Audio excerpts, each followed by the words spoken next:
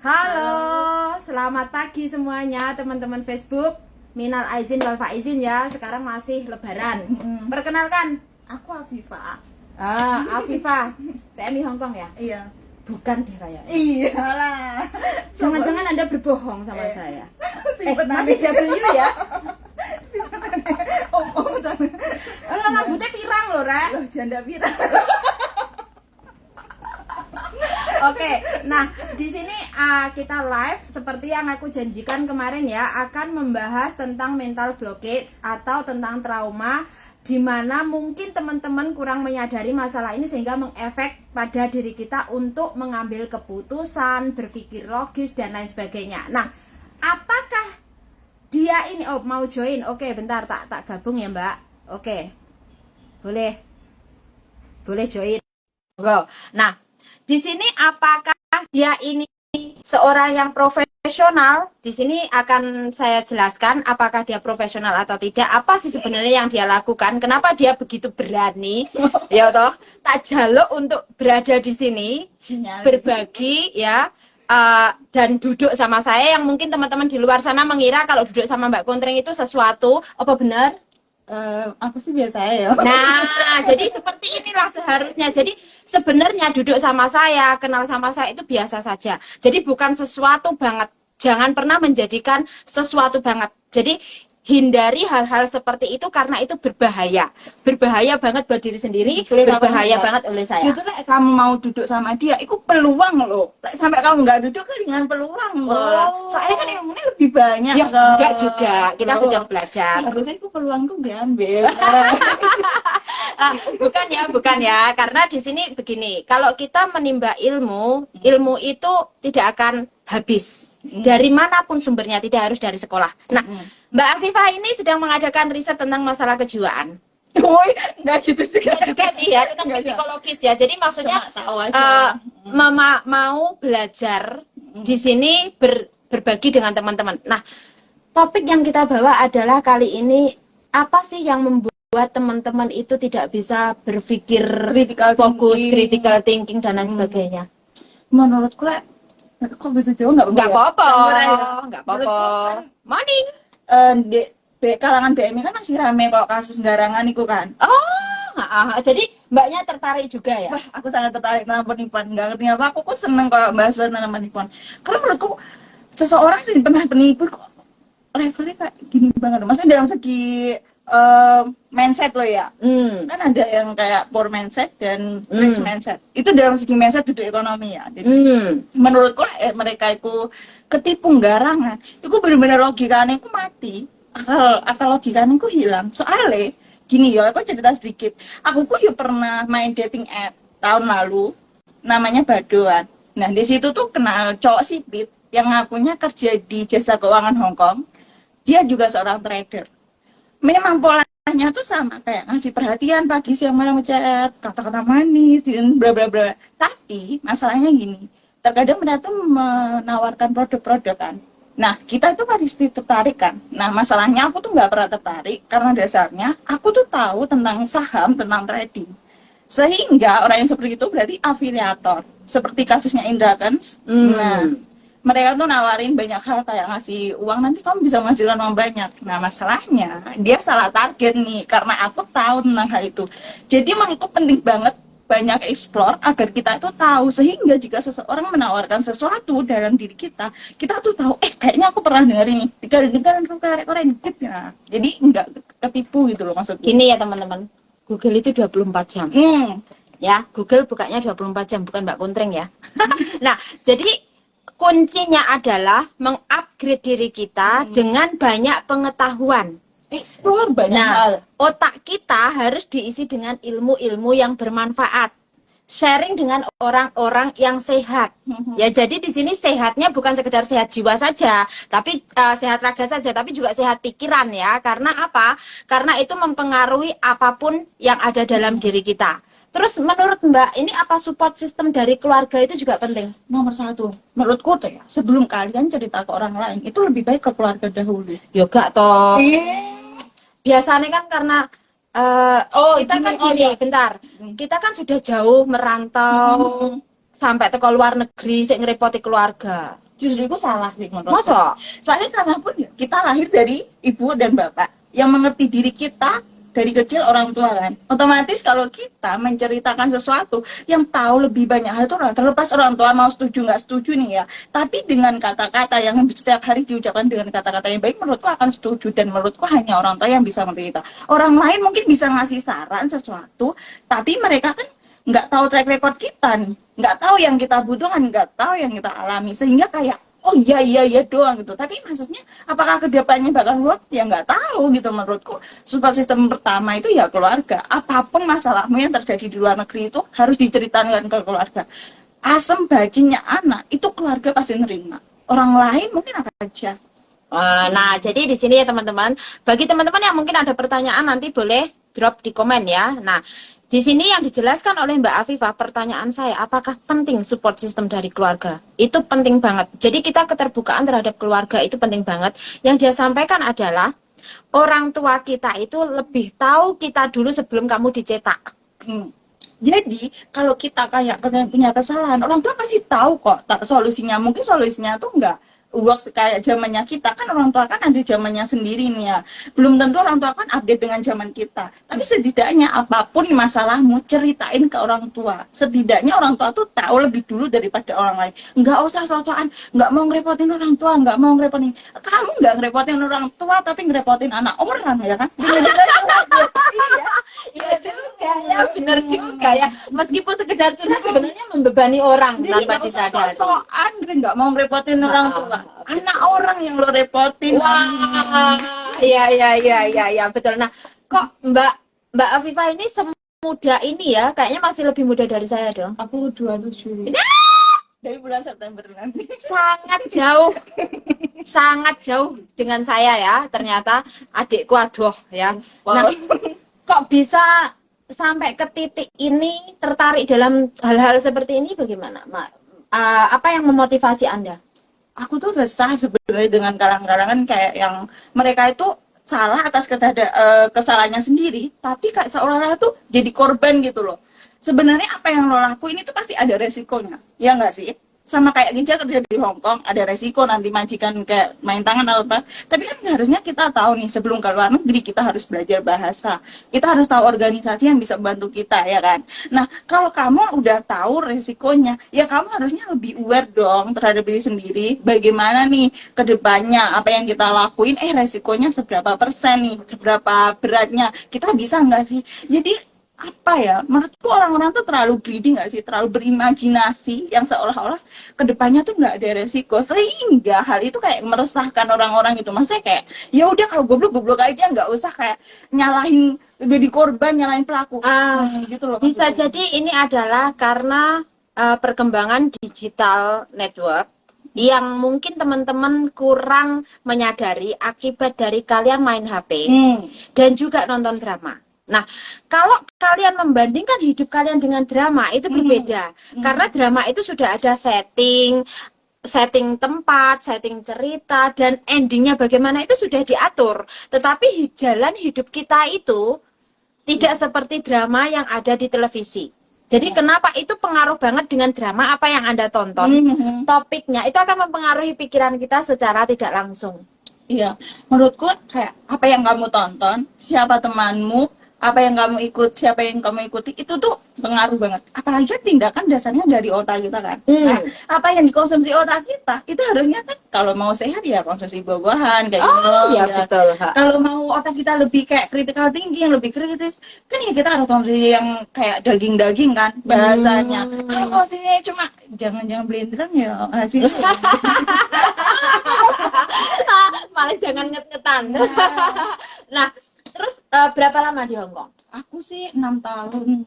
Baru 6 tahun. 6 tahun lebih. Pernah nggak ke luar negeri yang lainnya? Nggak pernah. Nggak pernah. Jadi pertama kali kenapa kamu memilih Hong Kong dan kenapa kamu tidak memilih memulai pengalaman di Indonesia dulu dengan mungkin menggali yang lebih dulu baru ke luar negeri atau bagaimana ini?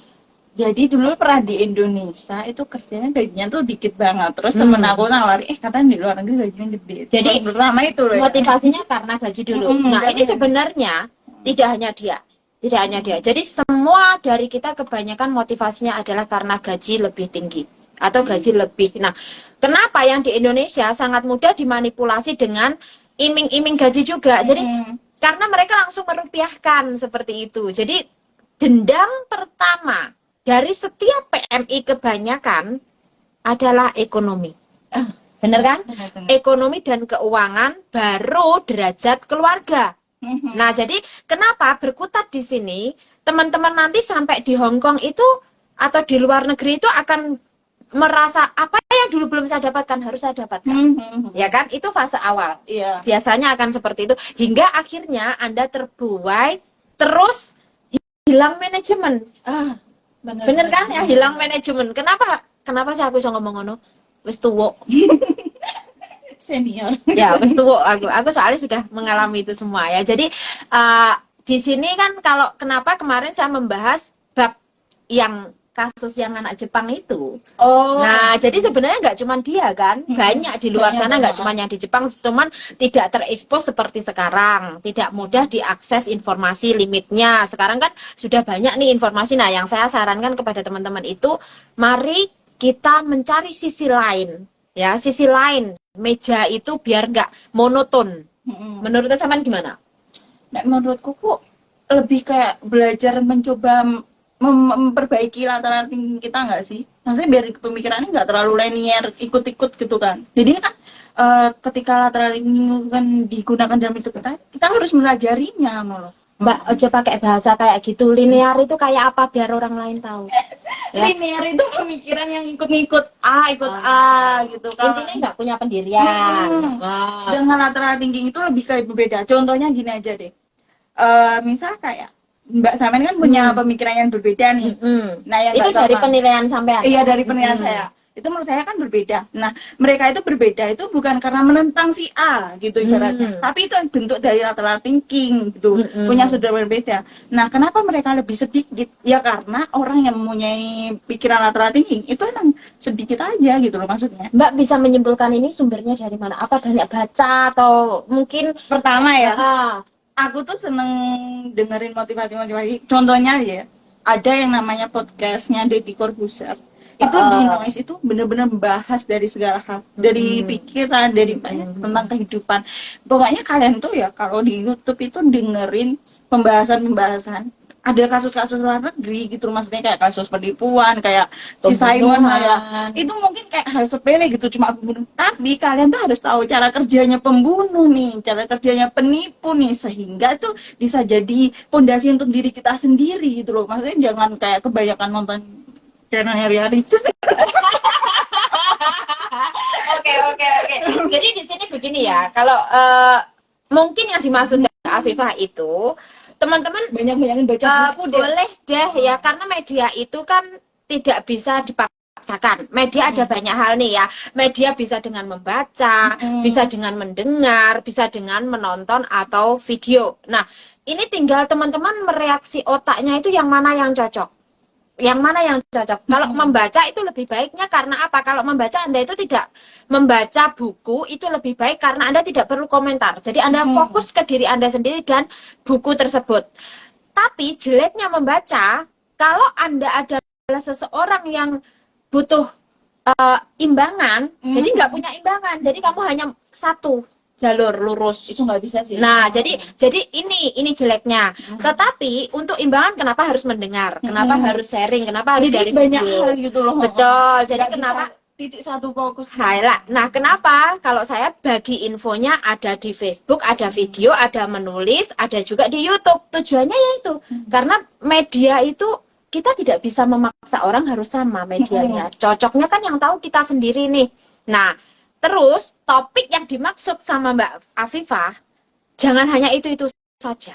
Nah, benar-benar. Ganti, coranu ganti haluan, kadang yang ngalor, kadang yang ngidul. Tapi satu yang diaktifkan apa Mbak? Filter ya. Nah, di sini loh. Kayak memfilter banyak hal itu penting banget deh menurutku. Soalnya menurutku kita nggak memfilter itu kok bisa jadi bumerang diri sendiri dan untuk orang lain. Suatu saat nih ya bisa jadi bola salju sih menurutku. Jadi ngaktifin filter mulai dari pertemanan, apa yang kita ikutin, apa yang kita baca, lingkungan pun juga perlu difilter. Nah, sekarang gini deh, Mbak Viva ini kan baru 27 tahun, ya kan? Bekerja di Hong Kong baru 6 tahun. Pernah bekerja di Indonesia dengan nilai gaji yang mungkin menurut Anda itu nggak cukup lah ya kalau dibuat hidup di Indonesia atau entahlah wes pokok intinya ekonomi. Nah, ini support system dari keluarga sendiri bagaimana? Apakah ada yang mungkin kurang atau bagaimana sehingga memaksa Anda di sini? Masih adakah tanggung jawab Mbak terhadap saudara atau mungkin dipaksa bahwa Anda harus itu ada enggak? Gini, aku pertama jelasin dulu tentang stereotip orang tua. Kadang orang desa kan gini, aku kan anak tunggal nih. Ibuku dulu kerja di Taiwan juga 13 tahun. Nah, banyak orang kayak ngatain, kenapa kamu nggak kuliah? Gini, kan anak tunggal, kecukupan. Sebenarnya dari segi ekonomi itu keluargaku kecukupan karena ibuku kan juga tinggal. Nah, kenapa aku ke luar negeri? Itu kayak gini, kalau aku anak tunggal, misal kayak tergantung sama orang tua, mau sampai kapan? Orang tua juga nggak akan kerja, nggak ada pemasukan. Jadi stereotip kayak gitu tuh gini, kalau kamu kuliah, tunjukin dulu kamu mau ininya apa. Kalau kamu yang jadi pegawai, guru, dokter, itu wajib kuliah menurutku ya. Tapi kalau kamu ingin jadi pengusaha atau apa, kuliahnya sendiri. Maksudnya kuliahnya nggak harus kuliah itu loh. Nggak harus formal. Gelar, maksudnya nggak harus mendapatkan gelar. Jadi kamu bisa belajar dari banyak hal gitu loh. Menurutku kayak gitu sih. Jadi sehingga aku mutusin keluar negeri dan ibuku pun ya nggak masalah. Selagi kamu bisa. Nanti di luar negeri kayak gini, ya nggak masalah kayak gitu. Jadi pandangan hidup Mbak itu sebenarnya sama saya kurang lebih sama.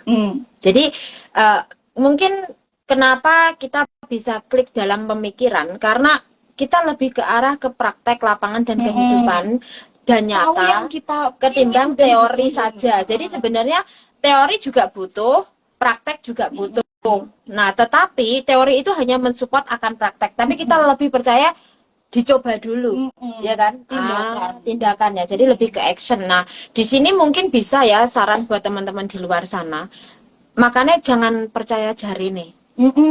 Dan buat emak-emak, sorry, masih banyak yang punya anaknya, jangan terlalu maksain anaknya yang nggak mau kuliah untuk kuliah gitu loh. Maksudnya kayak itu buang-buang duit doang gitu loh. Endingnya nggak jadi apa-apa. Jadi tanyain dulu nih ke anaknya, mau jadi apa nih? Kalau mau jadi pegawai kan pasti butuh gelar nih ya. Ya udah lo boleh support. Tapi kalau anak lo mau jadi pengusaha, ya suruh belajar pengusaha. Maksudnya sekolah itu kalau pengusaha sekolahnya lebih ke lapangan. Nah, ini begini. Sepertinya ini bisa saya sharing karena ini apa yang saya lakukan meskipun saya belum punya anak ya teman-teman, just in case nanti dikira aku udah punya anak saya. Nah, anak saya di Singapura itu adalah anak didik saya yang saya dulu bekerja di Singapura, jadi sudah nganggap aku kayak ibunya. Nah, karena memang waktunya sama saya lebih banyak, majikan saya kerja, tetapi kita di saat saya masuk di majikan itu point of view-nya adalah mendidik anak ini. Jadi yang namanya mendidik itu kan tidak hanya suruh sekolah saja. Jadi kita memang lebih ke kehidupan. Jadi lebih memberitahukan ke dia, kamu punya kehidupan sendiri, kamu punya pilihan sendiri, ada konsekuensi di setiap pilihan. Nah, yang kita lakukan sebagai orang tua memberikan gambaran. Itu yang selama ini saya praktekkan loh ya. Dan iya, itu benar. Soalnya menurutku ya, menurut yang buku yang itu, ketika kamu hanya tahu tentang aljabar dan kamu nggak tahu tentang kehidupan, kamu nggak tahu cara menghargai orang, nggak tahu berperilaku dengan orang, nggak tahu interaksi dengan orang gitu maksudnya. Itu jauh lebih kayak nyakitin orang gitu maksudnya. Jadi itu harus seimbang, beriringan gitu loh. Sama halnya kita belajar itu nggak hanya menghafal menghafal ABC saja, tapi kan makanya diajari nulisnya bagaimana, terus biar tulisan itu bagus dan enak dibaca. Disitulah proses sebenarnya. Jadi kurang lebih seperti itu ya. Sedangkan kebanyakan orang kan hanya menuntut hasil nih, tanpa peduli proses. Padahal jalan terbaik itu ketika kita nikmatin proses step by stepnya. Jangan pernah bandingin diri lo sama orang lain, tapi bandingin diri lo dengan hari yang kemarin. Tepat. Jadi untuk menghadapi trauma-trauma yang seperti ini adalah lebih banyak refleksi diri. Duduk menyendiri atau menurut Mbak itu harus bareng-bareng sama temen nih? Tergantung gimana ini menurut Mbak? Menurut tergantung permasalahannya ya. Menurutku kalau permasalahan keluarga gitu ya. Kan banyak kan permasalahannya keluarga kan. Iya, betul, traumanya di situ. Kalau aku pribadi nih ya, karena aku belum berkeluarga, cuma aku tahu banyak teman nih. Kalau kamu punya teman yang kan banyak sahabat nih, maksudnya kalau teman kamu maksudnya teman cerita ya, maksudnya teman kamu itu bener-bener harus pilih. Jadiin teman kamu tuh support system. Harus kamu sendiri yang jadiin. Tapi itu nggak bisa hari ini jadi gitu, nggak bisa, butuh waktu lama. Kalau teman kamu udah jadiin teman kamu support system, kamu bisa cerita. Tapi bukan berarti kamu butuh solusi. Misal kayak hanya cerita doang. Nah, solusinya ya kamu harus pikirin sendiri, introspeksi diri. Dengerin apalah, misal kayak motivasi apa yang buat diri kita lebih kayak nambah wawasan, nambah pencerahan gitu loh. Kalau aku pribadi segitu sih. Kan biasanya kalau keluarga sih masalahnya keuangan kan nggak sih? Ya, banyak kemungkinan dari teman-teman di Yang sana itu gini, lebih poinnya ke ekonomi. ya aku mau kasih tahu tadi. Kan banyak orang yang selalu mengeluhin bahwa orang yang di rumah tuh hanya minta uang lurus kan. Heh, kamu yang enggak, yang ngomong kayak gitu, itu harus kamu ngaca bener. Yang membuat mereka minta uang sendiri, itu yang kamu yang buat, kamu yang ngajarin mereka, kamu yang manjain mereka, kamu yang ngebiasain mereka untuk nyiapin selalu ada. Kamu nggak pernah ngasih wawasan ke orang yang di rumah bahwa kehidupan itu kayak gini gitu di luar negeri. Dan jangan nyalahin dong kalau yang di rumah hanya minta uang dan kamu sendiri nggak pernah cerita. Itu kamu egois loh kalau kamu nyalahin orang yang di rumah terus, ya nggak sih? Tanpa memberitahu ke orang yang rumah. Nah, sebenarnya manipulatif itu terhadap diri sendiri, itu yang pertama harap dikurangi. Boleh menghibur diri sendiri dengan memanipulasi bahwa I'm fine, but actually I'm not fine. I'm okay, but actually I'm not okay. Tetapi it's okay, you are not to be okay. Jadi di sini maksudnya tidak ada masalah dengan Anda menyatakan bahwa saya tidak baik-baik saja. Justru kehidupan yang normal itu tidak melulu baik-baik saja. Jadi nggak ada semuanya itu stabil, nggak ada. Dari tubuh kita aja ora rotorek. Jadi mari kita sama-sama memberitahukan kepada orang di luar sana, kepada keluarga kita yang di Indonesia saat ini bahwa mencari uang itu nggak mudah. Semua perlu proses. Dalam 1 bulan kita bekerja, gajian kita 1 kali. Kalau kita mau memberikan hak kita, kewajiban kita kepada orang tua ataupun kepada keluarga itu seperlunya dan secukupnya, dan itu hanya 1 bulan 1 kali. Jadi jangan lebih. Kalau kalian membiasakan, aku njaluk ngene kok iya nih, njaluk ngene kok iya nih, disitulah nanti kalian akan kena mind trap. Terjebak dalam pikiran sendiri. Nah, ini menurut Mbak Afifah, apa itu mind trap yang membuat teman-teman akhirnya jatuh pada posisi hutang bareng-bareng, akhirnya terjebak hutang, terjebak penipuan? Kan ini kan karena mind trap. Bagaimana menurut Mbak? Menurutku mereka validasi atau kalau memang nggak sih? People need validation. Semuanya need validasi, betul. Nah, tapi masalahnya gini, biasanya kan seseorang kan darah hutang nih demi yang di rumah kan, biar dia intinya nggak hanya demi yang di rumah, maksudnya demi sesuatu yang dia fighting for, tetapi untuk diakui. Nah, tapi akhirnya kan ini kan ke mind trap. Nah, yang menurutku sih sebenarnya kalian itu ya emang susah sih yo. Aku pun nggak ngerti mereka urung ibu-ibu sehingga kebutuhannya kan kita kan nggak bisa. Kalau melihat dari Anda, karena Anda ini kan sudah di support system yang posisinya sangat bagus. Aku pengen cerita tapi mungkin agak lain gini ya. Tak ceritain sejujurnya ya. Aku kan anak tunggal. Orang tua aku kan di rumah nggak bekerja, udah nggak bekerja.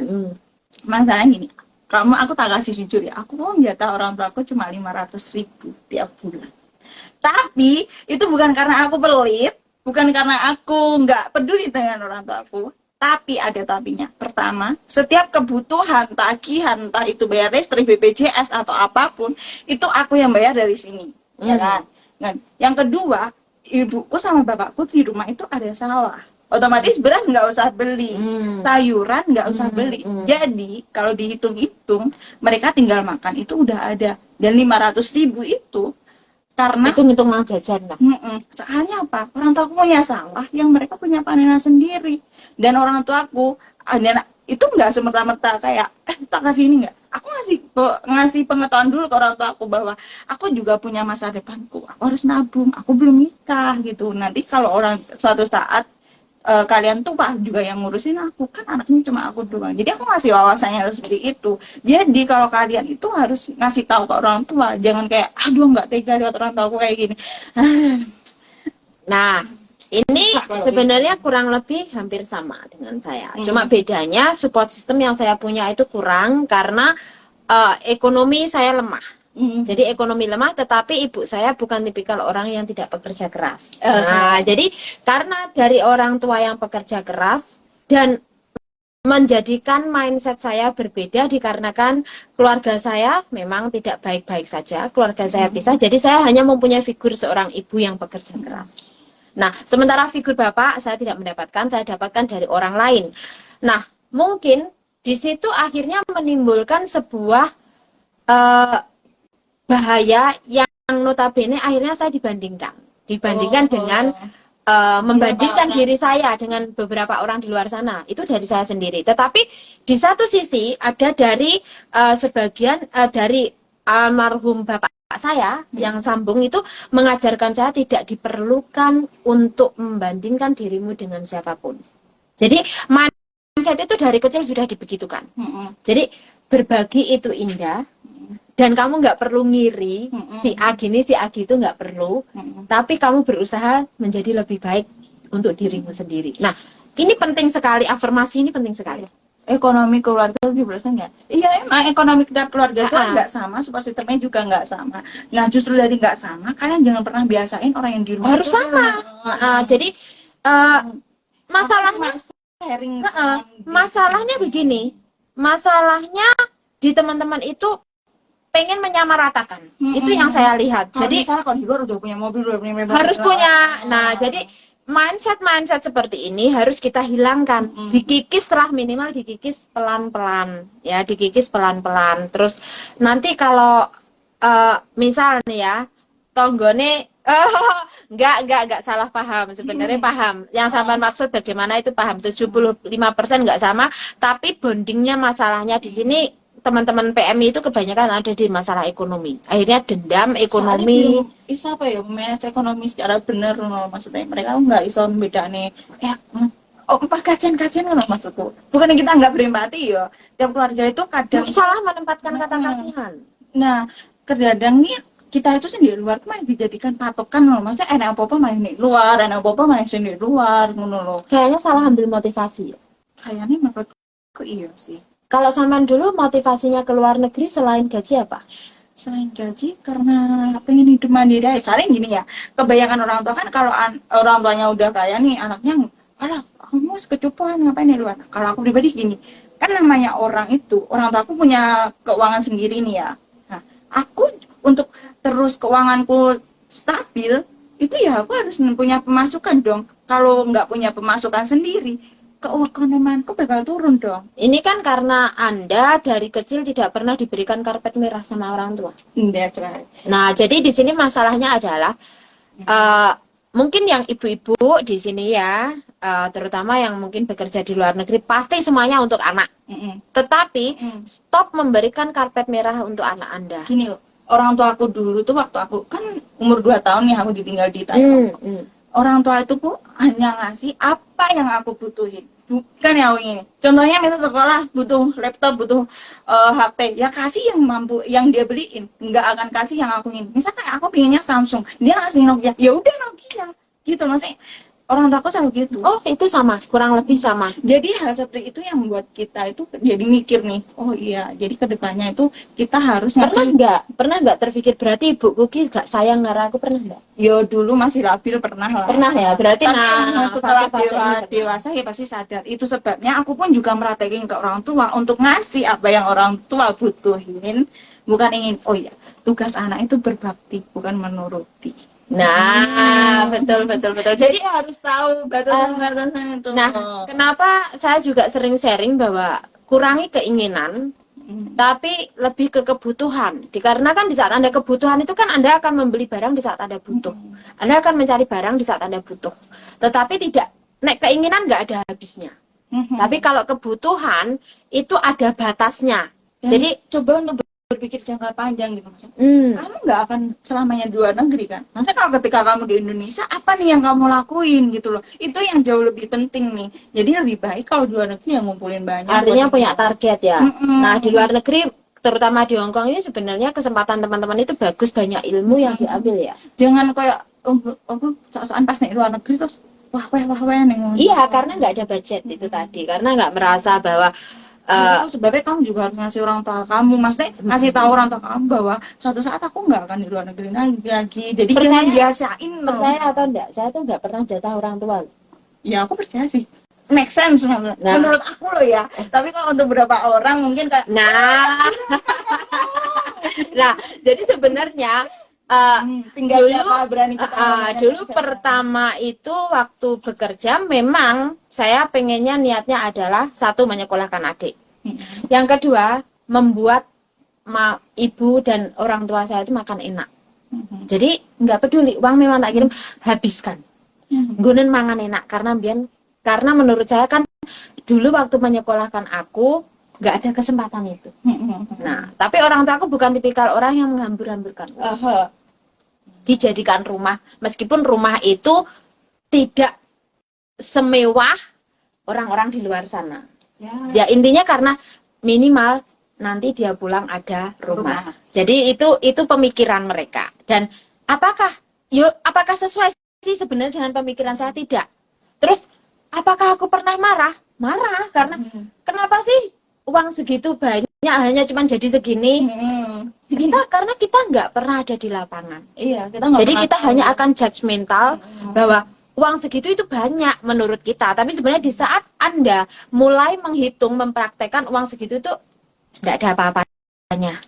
Nah dari situ pelan, aku memang memanjakan mereka, tapi bukan memanjakan dengan cara tak belikan ini, belikan itu, tidak, tetapi memanjakan mereka dengan uang yang aku berikan. Kamu belikan kebutuhan kamu.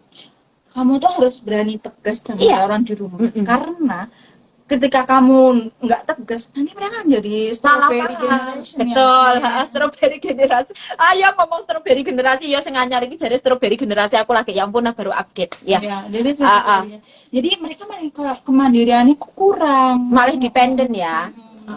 Dependen. Nah, terus di situ setelah itu berapa tahun karena tugas selesai, terus bapak juga sakit, jadi semuanya itu saya habiskan untuk itu. Akhirnya saya merasa self neglect. Jadi saya merasa bahwa abai pada diri saya sendiri. Di situ dendam. Nah, di sini berbahaya. Kenapa saya bilang berbahaya? Ya, karena kita nggak menyadari. Dendam, akhirnya dendamnya apa? Sembarang ditukoni, ya, sembarang ditukoni, sembarang aku belum melakukan, aku harus melakukan. Nah, akhirnya kan kena trap. Nah, itu tadi yang aku bilang main trap yang tanpa disadari oleh diri kita sendiri. Akhirnya ikut-ikutan.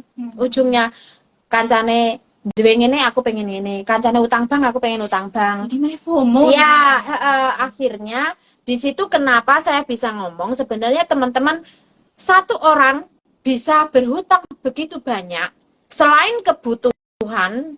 Dan kalian mungkin pada posisi seperti ini tanpa kalian sadari dan mengira gotong royong itu enak, tapi nek utangi gak enak gotong royongnya. Jadi kenapa kadang teman-teman yang konsultasi ke kita itu menyatakan, Mbak Kontreng, dataku dipakai si A, data kita barengan. Nah, itu jawaban saya sangat straight.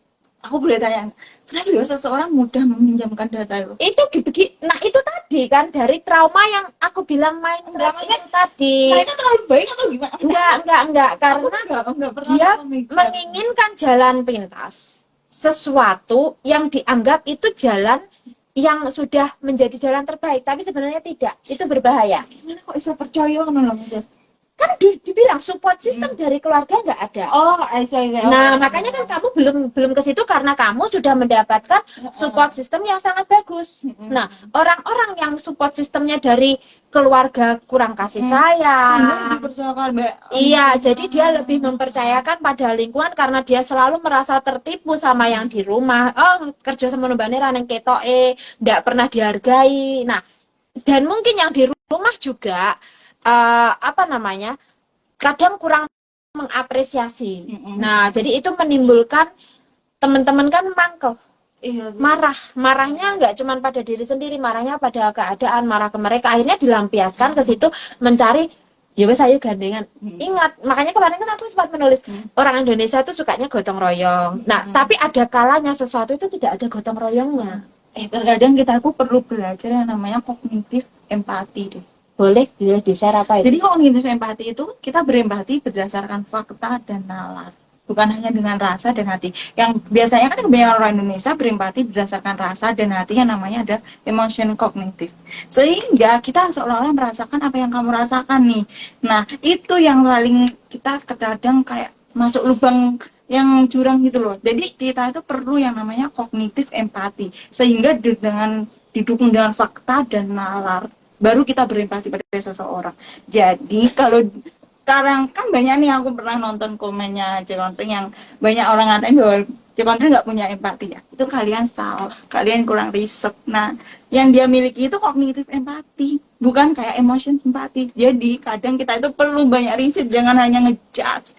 Berikan opinimu itu berdasarkan riset dan fakta. Jangan pernah kayak hanya karena dia berbeda terus kamu ngejudge gitu loh. Itu nggak ada gunanya, ya nggak sih? Nah, sebenarnya begini, kalau yang disampaikan dia itu kognitif empati. Nah, ini kalau menurut saya biar teman-teman paham ya, soalnya bahasanya dia nanti teman-teman nggak paham.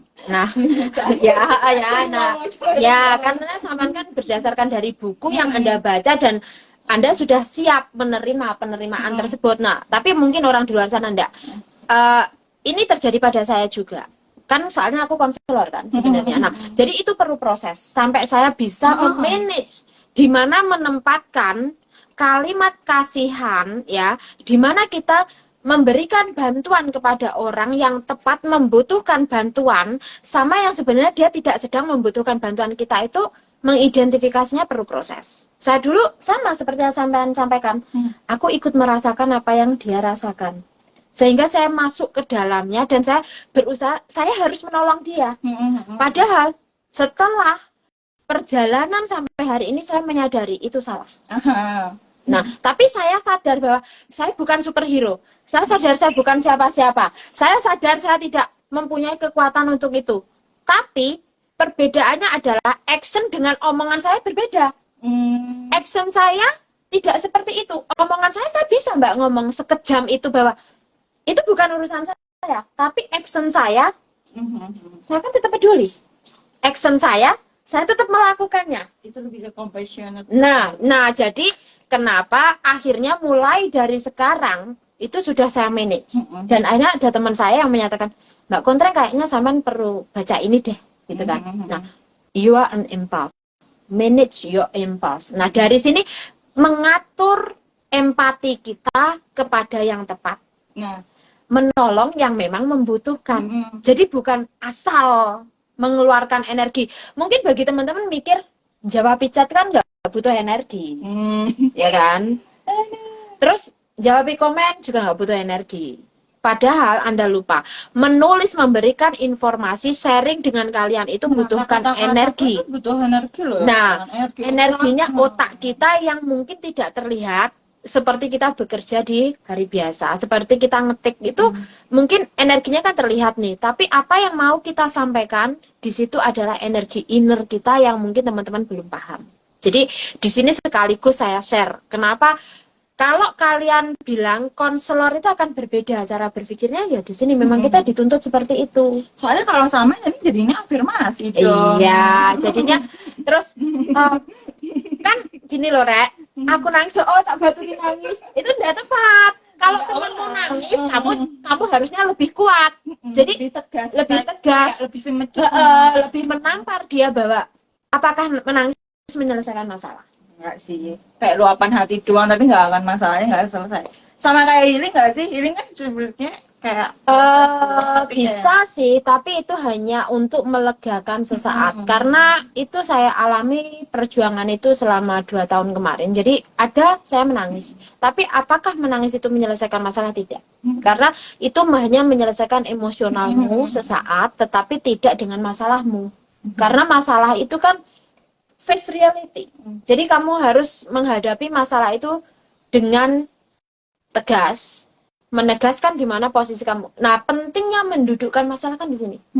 Nah, untuk mendudukkan masalah kan antara emosional dengan rasional harus seimbang. Pasti kan kamu kalau misalnya punya masalah mau sharing, pasti kan ada orang yang tepat gitu loh. Jangan asal kayak nyeritain ini ke ini, apalagi nyeritain ke somet. Ada nggak tips identifikasi seperti ini bagi diri sendiri?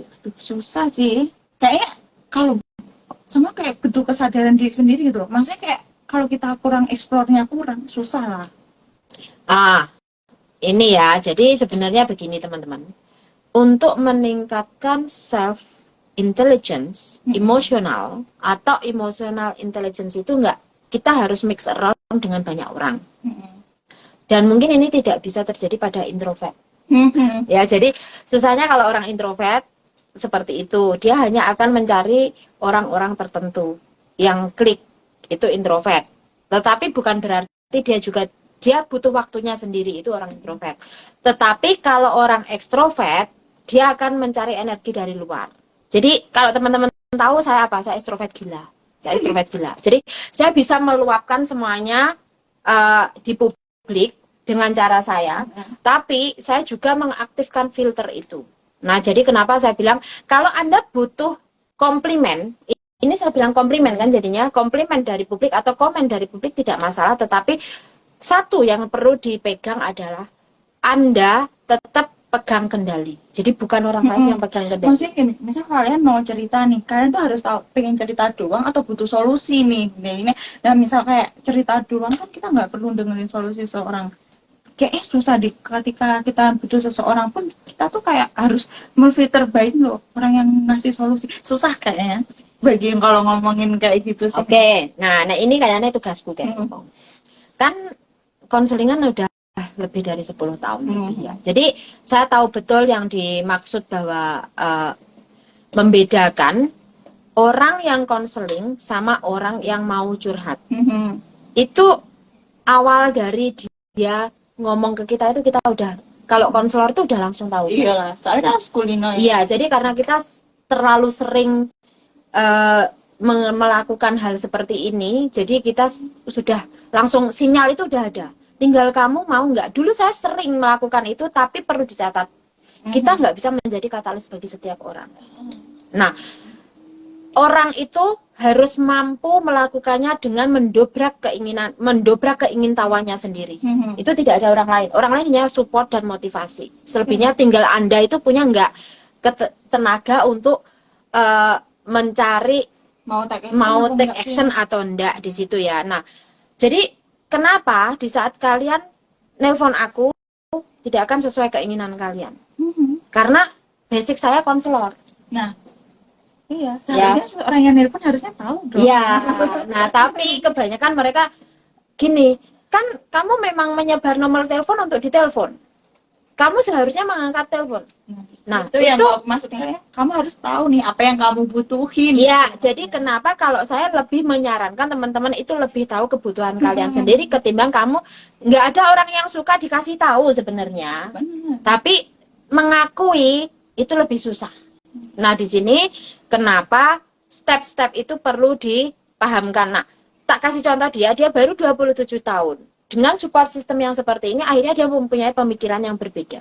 Nah, mungkin itu beberapa tips ini bisa bagi kita yang sudah tua, kita yang sudah terlanjur terlalu jauh, ini mungkin bisa memflashback kembali dari dia.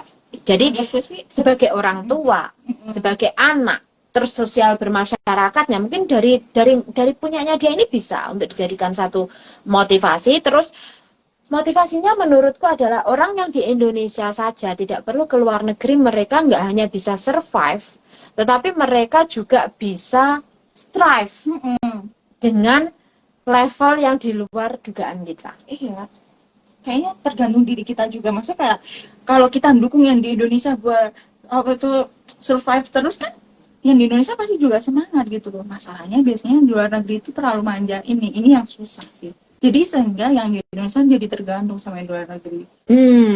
Yang di luar negeri, aduh nggak tega gitu.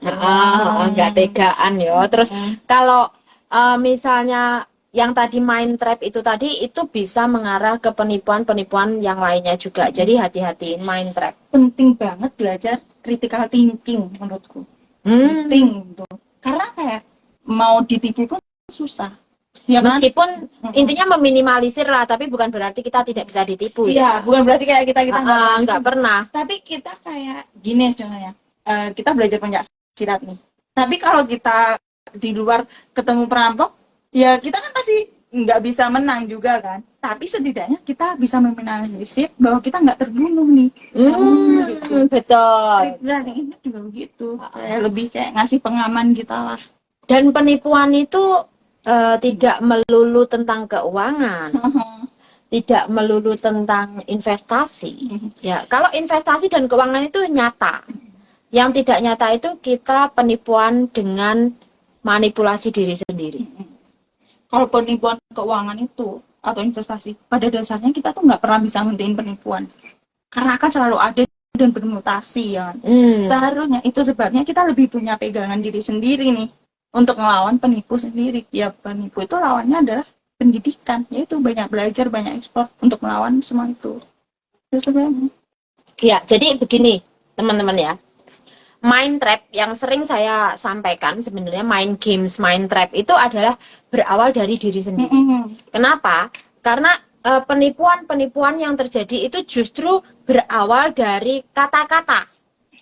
Kata-kata yang tanpa kita sadari. Jadi kenapa sih kemarin yang itu menyatakan yang kena penipuan di Garangan, baik asmara ya, saiki Garangan ya, ngomong Garangan karena yang sering trending Garangan. Jadi merasa katanya itu hipnotis, tidak salah.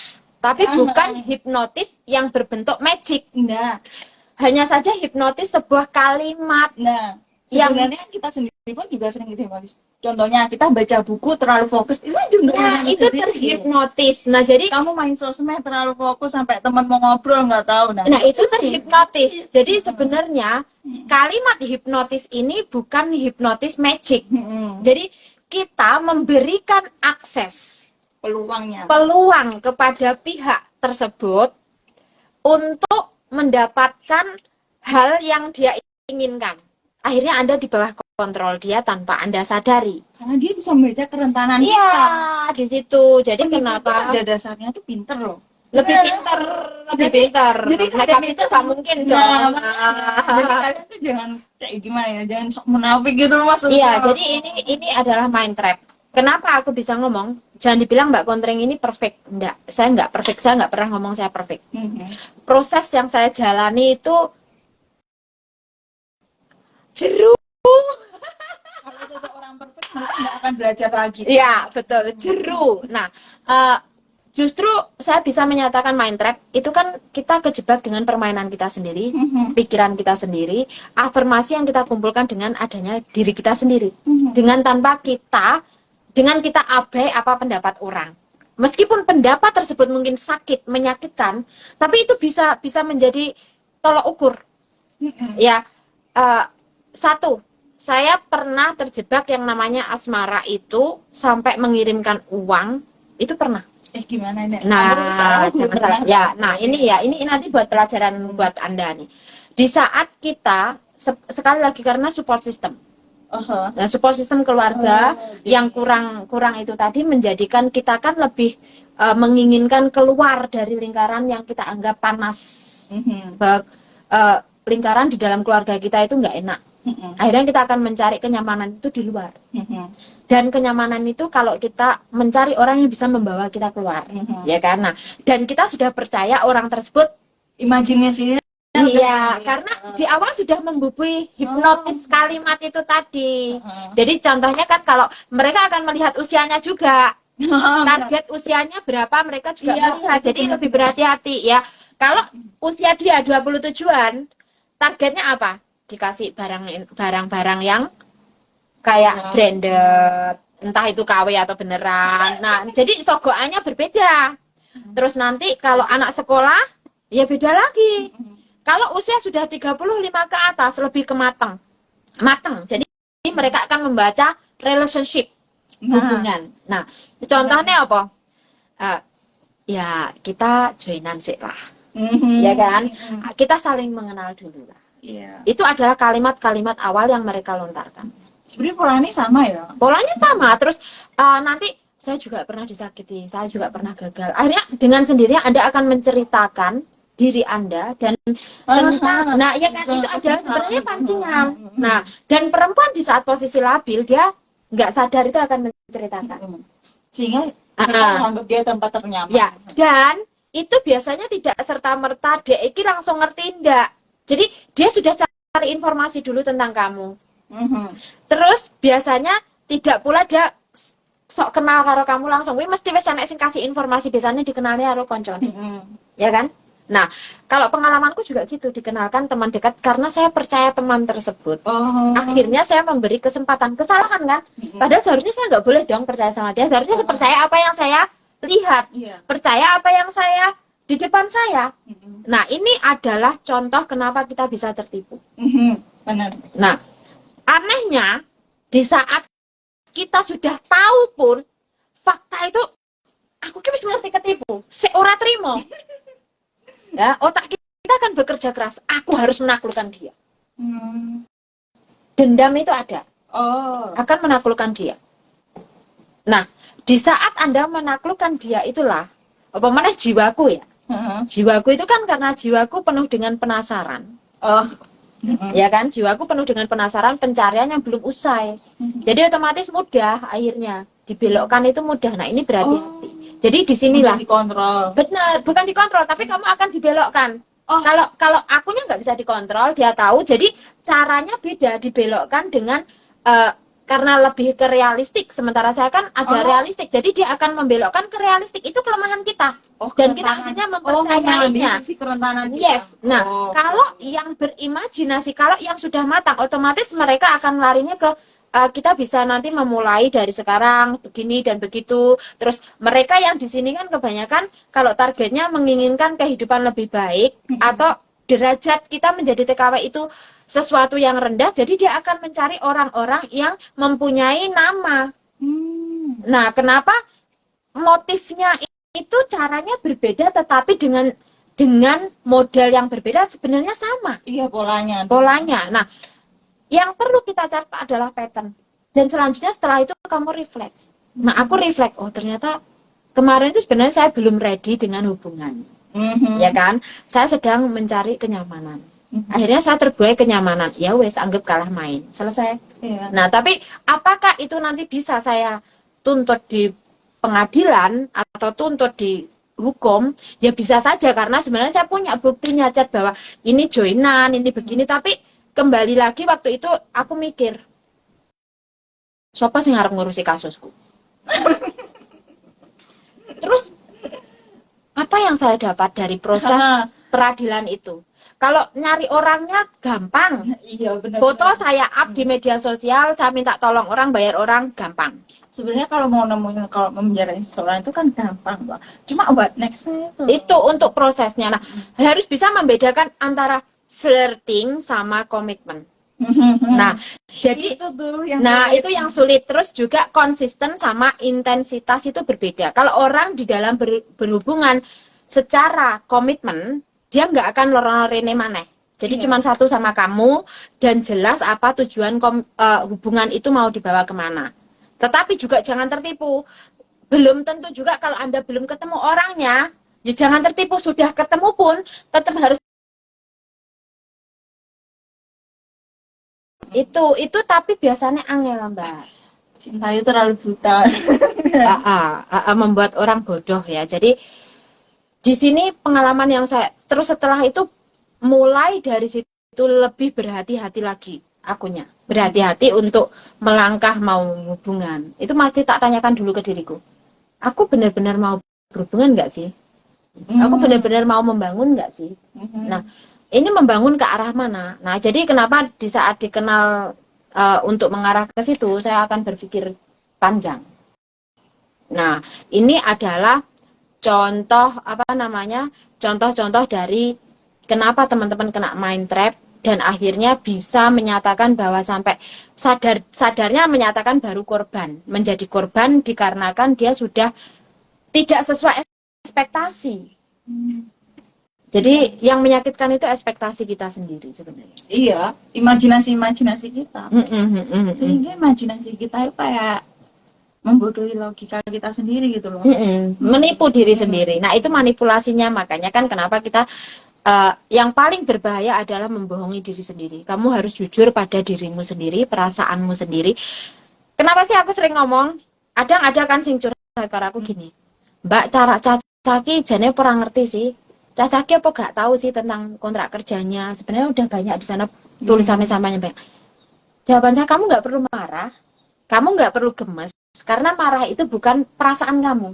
Nah, mengidentifikasi ini loh. Jadi kamu nggak perlu marah, karena yang seharusnya marah itu kan mereka. Iya. Jadi di sini loh, Rek, peduli, kamu boleh peduli, tapi yang harusnya peduli, lebih peduli itu mereka sendiri, bukan kamu.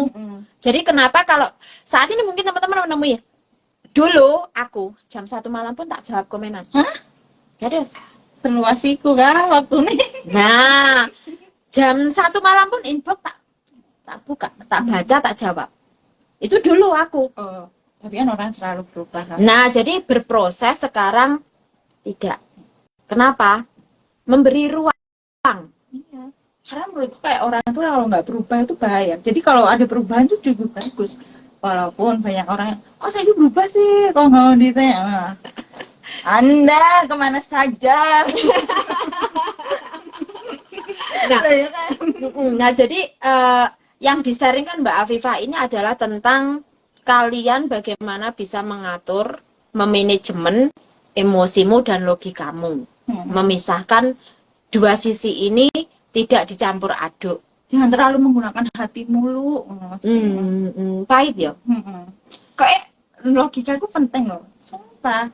Kayak menghindari hal-hal itu penting loh. Gak logika loh, gak iso gak hati terus. Gak hati terus sih kayak jadi korban terus ya sih.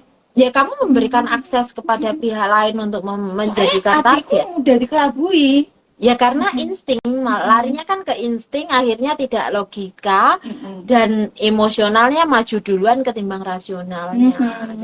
Jadi ya benar untuk memberikan harus berusaha berpikir beda.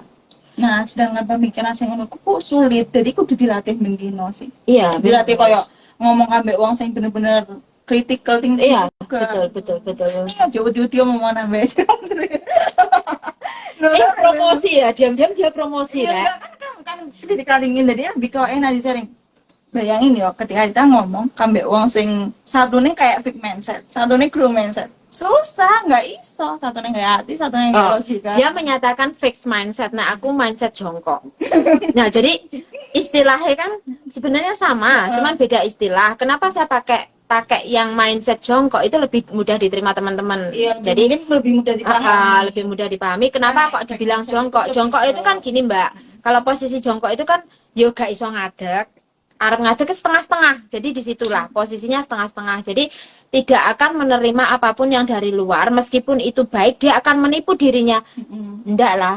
Mbak, kamu itu tahu buah-buahan itu baik, sehat untuk kamu, tapi kan kamu nggak akan menyentuhnya. Aku nggak sehat. Nah, itu dia. Kamu akan memilih micin. Ya, kembali lagi. Konsekuensinya Anda memilih micin, larinya kemana? Darah tinggi. Ginjal. Sebenarnya itu pilihan ya, Mas. Iya, pilihan, banyak pilihan. Sebenarnya tinggal kamu menentukan pilihan itu diperlukan beberapa pertimbangan. Jadi kenapa? Nah, terus ini ada nggak sih genetik? Untuk genetik itu maksudnya? Aku sih kurang paham ya untuk ini. Cuma menurutku tentang empati itu emang kadang bawaan lahir kok enak. Sehingga apapun kudu dilatih, tapi iso dilatih menurutku. Sesuatu kalau menurut yang gue baca ya, yang menurut aku baca aku kan sama ini saya samaan kan riset menurut yang aku baca itu suatu pemikiran itu biasanya ada yang bawaan, tapi juga bisa dilatih gitu loh. Jadi EQ itu tidak menentukan kayak pola pikir kita yang sebenarnya. Semua itu bisa dilatih. Kalau kita mau melatih, ya mau yang EQ-nya lebih tinggi, ya kita tetap bisa jadi yang terbaik gitu loh. Kan nggak selalu yang EQ tinggi yang terbaik gitu kan. Kadang beberapa orang kan salah memahami. Contohnya nih, aku kan juga baru tahu setelah baca buku ya. Kan di sekolah dulu kita itu terlalu di tes EQ kan sebagai kutu buku lah istilahnya. Kepintaran ya kan. Nah, setelah yang dari buku yang aku baca itu, ternyata EQ itu hanya untuk mendedikasi kita bahwa sekolah itu ada manfaatnya nggak untuk kita. Kalau nggak ada, harusnya kita cari pembelajaran yang lain nih, yang bisa kita terima dalam otak diri kita. Nggak semua sekolah itu bisa kita terima gitu loh, ya nggak sih? Menurutku itu sebabnya kalian tuh perlu kayak belajar dari luar juga. Mungkin di luar lebih bisa diterima daripada dari sekolah. Jadi sebenarnya mungkin yang mau disampaikan adalah sekolah itu penting. Sekolah penting. Tetapi lebih penting di saat Anda juga mencampurkan antara sosial, mengkawinkan keduanya antara teori dengan praktek itu tadi. Harus balance. Iya, harus balance. Nah, nanti apa outcome-nya itu Anda akan tahu setelah Anda melakukan eksperimen. Jadi sebenarnya lebih ke IPA. Ya, lebih ke IPA.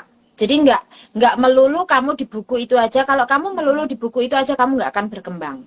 Jadi sebenarnya mungkin ke situ yang disampaikan. Jadi sekolah ki yo penting, bukan berarti nggak penting. Sekolah itu penting. Hasil apa rapot juga penting, IPK juga penting. Tetapi Bukan yang satu-satunya. bukan satu-satunya. Jadi intinya ojo sangklek. Ojo sangklek. Itu yang mungkin yang dia sampaikan, sama halnya di saat Anda mengidolakan seseorang. Itu loh sih parah. Jangan Terlalu monoton dek kono terus. Iya, jadi dek kono stuck. terus. Jadi Anda akan Sehingga stuck di kamu satu nggak ngerti sisi. dunia luar lainnya. Nah, enak lo opini ini ki. nah, diam-diam ini kalau YouTube channel mana saja yang diikuti? Channelku enak Rayo. Iya jelas. Tapi aku tuh promosi nggak pernah pertama ya. Aku kalau YouTube tuh ngikuti orang-orang yang lebih ngedukasi sih. Oh, Nggak pernah kayak yang kayak vlog-vlog, nggak pernah kayak realities apa itu no. oke. Pokoknya lebih ke edukasi semua. Oke. Nah, kalau aku lebih ke sama sih edukasi. Jadi sementara kalau aku lebih ke bahasa Inggris ya. Jadi channelku kebanyakan dari luar. Aku dari luar itu juga ada, tapi biasanya dari luar itu kayak lebih ke siapa motivator luar gitu loh. Aku juga sama sih.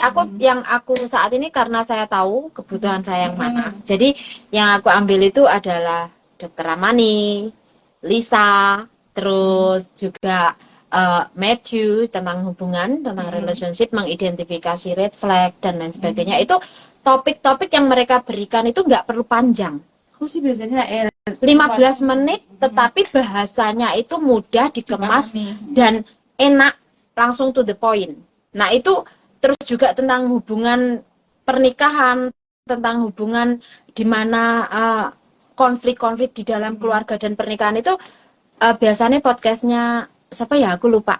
Aku share sih siapa ya itu? Ada dua suami istri yang memberikan refreshing tentang konflik-konflik sebuah hubungan pernikahan.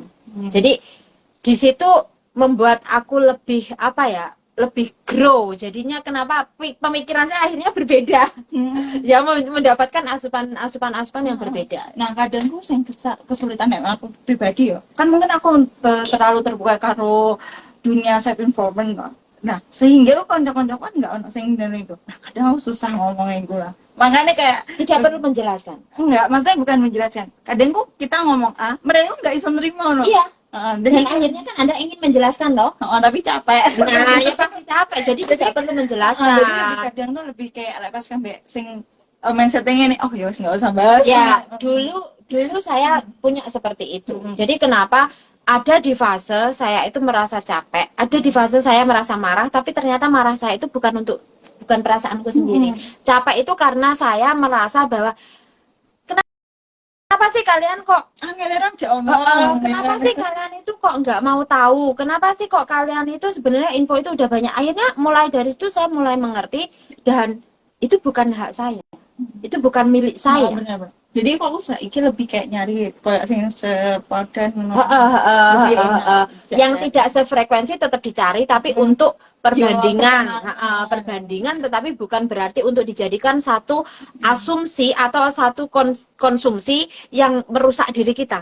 Tidak, tapi kadang kita juga butuh gitu loh. Jadi kenapa di sini pentingnya teman-teman membuat filter. Nah, ada nggak sih tips-tips tertentu yang dari Mbak? Mungkin tadi kayaknya bawa catatan deh. Catatanku itu tentang apa ya? Nah, catatanku lebih kok bahas tentang itu sih penipuan, pokoknya kinerja penipuan. Nanti kayak penipuan itu kan cara kerjanya sendiri kan. Sehingga tuh mereka itu dengan cara kerjanya itu lebih mengambil kayak sisi rentan kita sih. Kok udah dibahas sama Jangan semua tadi. Terlalu banyak itu. Ya, piye tadi. Oke ya. Takut sumpah. Oke ya, jadi sebenarnya setelah kasus-kasus seperti itu, kalau dibilang kita bandingkan dengan kasus scammer yang ada di luar negeri kurang lebih sama. Iya sama. Soalnya aku kan juga nganalisa di luar negeri kan. Pernah dating app kan? Pernah. Nah, sebenarnya dating app itu rentan sekali banyaknya penipuan. Jangan pernah kayak apa ya berimajinasi. Mengambil personal itu adalah batasan untuk mengambil personal. Itu sebenarnya kalian tuh perlu kayak lebih kritis. Soalnya apa? Ketika kalian mau main dating apa-apa, kalau kalian mempunyai pengetahuan yang lebih luas, kalian tuh nggak akan mudah kayak dikibulin itu loh. Kamu pakai datingnya Badoo kan? Badoo. Kamu tahu nggak aku pakai apa? Apa? Banyak. Oh, banyak. Sebenarnya aku banyak ya, karena explore. Tujuan saya explore. Tapi aku jujur ya, nggak Badoo doang sih, banyak kayak Tantan, terus kayak dating app yang satunya. Tapi aku nggak pernah percaya. Iya, jadi di sini gini loh. Tujuan saya masuk ke dating app itu adalah untuk explore. Aku sih lebih kayak membuktikan diri sendiri gitu. Jadi ukuran untuk diri sendiri. Jadi kayak dating.com ada. Terus apa ya sih emane aku lupa. Pokoknya ada beberapa akun saya punya. Tapi sekarang sudah tak nonaktif. Soalnya kan aku melihat orang kok mudah ketipu, terus aku kan penasaran. Nah, giliran aku coba ikut yang aku ngomong padahal nganu sisipit yang kerja di jasa keuangan. Aku nggak ketipu. Oh, berarti emang aku berarti kalau kita punya daya tahu nggak, di saat Anda masuk ke dating app itu sudah di warning. Ada warningnya, dilarang mengirim privasi, personal pribadi, data pribadi, keuangan. Kalau sudah seperti itu stop. Itu sebenarnya udah ada warningnya. Makanya mereka jaluk jadi kecanduan dan di dating.com nggak boleh lokasi nomor. Aku lagi coba nggak. Aku pernah soalnya, jadi nggak boleh. Terus ada virtual free beberapa kan, terus nanti video call. Aku pernah ditelepon video call sama orang California. Jadi aku ngerti, oh begini ya rasanya gitu loh. Jadi setelah itu tak nonaktifkan. Jadi waktu itu nggak boleh. Misal kita ya kasih nomor nih gue chat. Chat itu kan for free kan, tapi tidak akan disampaikan ke sana. Oh benar, bakal gagal. Jadi itu sebenarnya melindungi kita. Jadi kalau ditanya siapa yang saya ya kok. Iya, memang sengaja aku kasih ya, maksudnya aku sengaja aku coba deh. Sebenarnya ngobrol deh, ini kan cuma free beberapa dan selanjutnya kita harus pakai. Kenapa mereka secure-nya pakai Mastercard, pakai kredit card? Tujuannya scammer ini biar mudah nanti untuk dilacak. Kalau memang dia memang benar-benar scammer begitu loh. Tapi kalau dia memang benar-benar tidak ada unsur scammer, ya dia tidak akan. Tapi unsur scammer mesti mandek, mesti dia akan keluar dari situ. Jadi dia tidak akan membayar. Biasanya seperti itu. Jadi kenapa dating app ini memang disetting seperti itu. Justru kalau free dengan tanpa ada tambahan, itu malah lebih berbahaya karena itu kesempatan untuk memanfaatkan Anda itu lebih luas. Jadi kalian kok kalau ada berita-berita kalian kok benar-benar harus update, terus tanya, ini kenapa lah? Ternyata muncul rasa penasaran, kalian harus coba sendiri. Jadi buat ngetes diri sendiri gitu loh. Cuma sebelum penasaran juga harus punya sabuk pengaman. Nah, sebelum kayak kita penasaran, kita tuh harus tahu nih riset beberapa hal gitu. Maksudnya kayak tahu pengetahuan kecil lah intinya. Iya, betul. Karena tahu polanya tahu polanya dulu. Kalau nggak tahu polanya, kamu kemakan. Soalnya di channel channel Singapura kalau nggak salah, itu tuh diceritakan semua penipu. Banyak. Money fraud. Terus aku belajarnya dari situ juga. Kalian jadi bisa belajar dari situ. Channel 5 biasanya ada pembahasan kenapa di Singapura itu untuk mengidentifikasi penjahat scammer nggak perlu lama, 72 jam bisa kena. Karena mereka kerjanya cepat. Di situ tuh dijelasin polanya, jadi kalian harus belajar. Iya, itu dari kepolisian. Kita sama berarti. Nah, terus kalau nonton film, jangan film cengeng. Ya boleh ada kalanya Anda film cengeng, film percintaan untuk hiburan, tapi jangan dimasukkan ke kehidupan kita. Aku lebih ke detektif. Sama, aku lebih ke trailer. Jadi itu kayak ngelatih otak kita, merangsang otak kita untuk kalian tuh jangan nonton drama yang udah tahu jalan ceritanya. Percuma. Jadi kayak drama-drama Indosiar itu jangan deh. Itu melemahkan mental kita. Itu banyak loh film-film trailer kayak jadi itu buat ngelatih kita. Betul. Nah, jadi di sini bagaimana sih memberikan reaksi otak kita? Nah, aku pernah ngikuti yang ini masalah disorder ya, mental disorder, psikopat. Oh, Nah, jadi aku ini kita paling membahas setuju. psikopat ya. Nah, jadi kenapa sih kemarin terjadi pembunuhan sampai seperti itu, baik yang di Hong Kong sampai heboh, terus yang di Jepang juga ada, terus akhirnya ada beberapa penipuan ke sana kemari. Nah, ini adalah berhubungan dengan adanya mental disorder seseorang. Nah, mental illness dengan mental disorder itu beda. Ya, beda. Kalau mental illness itu disebabkan adanya mungkin well-being kita, lingkungan kita, dan juga diri kita yang mungkin tidak sanggup menampung. Jadi stres. Akhirnya mengarah ke bagian kecil depresi. Iya. Ya, akhirnya kita butuh tempat ngomong tapi salah orang. Nah, Yang dapat bukan malah solusi, yang dapat Anda dibuai. Akhirnya dibuai, dibully, judgmental ya kan, akhirnya Anda dihakimi, terus malah Anda berusaha keras membuktikan padahal salah. Nah, jadi ini aku awareness-nya kan tinggi. Jadi aku udah ada, jadi aku pasti pilih orang yang tepat untuk ngomong masalah ini. Nah, terus sementara waktu itu aku dikasih temanku suruh coba Mbak Kontreng. Akhirnya aku bisa mengidentifikasi diri saya. Aku malah hipersensitif. Aku tuh malah ke sini. Itu bisa. Dari semua itu, dari artikel, dari semua video, karena aku taunya otak saya itu bereaksi dengan video audio visual. Nah, akhirnya aku melihat, itu detektif-detektif itu bagaimana sih caranya membongkar pembunuhan ini, terus body language-nya seseorang itu seperti apa, itu aku pelajari. Nah, dari situ akhirnya yang apa ya, yang psikopat itu reaksi otak saya berbahaya. oh, Kan soalnya kan aku kan berada di posisi konselor. oh, Otomatis saya merasa target itu kasus yang harus saya pecahkan. Padahal sebenarnya tidak. Iya, benar. Nah, ya kan akhirnya setelah tak coba, kok jadinya begini, itu langsung saya stop dulu. Saya stop, saya nggak melihat yang itu, saya ikuti yang lainnya dulu. Oh, berarti saya masih di step ini. Akhirnya temanku memberikan satu link. Oke, mungkin link ini rekomendasi buat kamu. Akhirnya disitulah saya apa? Menempatkan emosi berdasarkan warna. Oh, melalui warna. Nah, itu neng Hong Kong itu sejak dini sudah ada, anak sekolahku udah ada, anak TK itu sudah diajari itu. Aku kok sempet belajariku juga. Aku lari sih channelnya Indonesia, enak kok sing gimana. Tapi lupa aku channelnya Swiko. Nah, menempatkan emosi berdasarkan warna. Jadi warna itu kamu posisi di sini bagaimana, nanti apa sedang apa itu ada. Ada yang namanya alter ego bareng kalau Iya. nggak Jadi ini bagus sebenarnya. Jadi sementara di Hong Kong itu karena mungkin sekarang orang Hong Kong itu sudah observasi ke arah ke situ. Jadi sekarang anak keto itu ada kursus ini. Oh ya, aku tak kasih tahu ya. Kamu download aplikasi Noise, cari Deddy Isus, itu membahas alter ego itu berdasarkan warna itu loh. Nah, Aku ingat jadi itu di podcastnya emosi kamu berdasarkan warna itu, jadi nanti kamu itu bisa mengidentifikasi itu mungkin cara termudah untuk kita untuk menerima.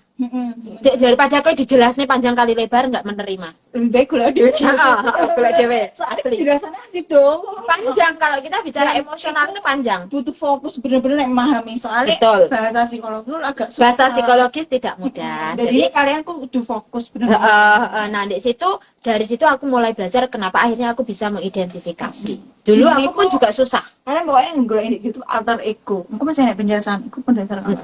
Nah, bayangin, aku tegas sudah, disiplin sudah, jujur sudah. Mung siji kan sing kurang waktu itu mind trapnya kenanya ya karena itu tadi. Sik tetap mempunyai kesulitan di saat kamu berhubungan dengan sesuatu yang menggunakan rasa. Soalnya kan kalian kan ketemu banyak orang. Hailah, dan wis menampung sekian banyak orang, jadi akhirnya akunya malah terkontaminasi. Jadi di situ kenapa mulai dari sekarang membatasi diri. Jadi kalau memang ada orang lain yang bisa menerima sampah-sampah mereka, yaitu saya bersyukur banget. Ya setidaknya membantu mengurangi. Iya, mengurangi beban sampah saya. Nah, terus masalah kalau dengan kasus ya, teman-teman kan saat ini bingung masalah kasus terutama yang mungkin lagi viral. Nah, kasus pembunuhan itu berawal besar kemungkinan teman-teman karena kurang mengidentifikasi pemahaman tentang seseorang atau emosional Anda sendiri. Jadi logikanya hilang. Nah, Wis kanca cedek jak bendino jak mangan bareng. mesti kayak alasan iku ku lho. Nah, Wis kanca cedek. ini Justru kanca cedek itu lebih bahaya. ini kita biasakan jalan bareng sama teman, makan satu meja, itu usahakan tanyakan kingkom bayare piye. Ojo pernah menceritakan diri sendiri ngono lho Mas. Enggak, gini, pas di saat kita mau makan ya kan. Ini contoh paling pendek lah ya kan. Ketemu konco mangan bareng. Iki mangane paruan atau kok bayari? Itu ditanyakan. Karena apa? Biasanya wong dhewe kan wis ala wis cedek gak perlu takon. Nah, padahal ini perlu. Nah, ini perlu. Ini contoh batasan. Jadi jangan pernah orang itu sama pikirannya sama kita. Nah, karena teman-teman terbawa arus, kalau kita sudah baik, pasti orang akan baik ke kita. Oh iya. Jadi kenapa mudah tertipu? Kenapa mudah gampang dialihkan? Iya, padahal tidak begitu. Ada imbal balik, tuain itu ada, tapi bukan begitu, gitu loh. Karena pikiran kita sebenarnya aku berbuat baik, orang akan berbuat baik. Tidak.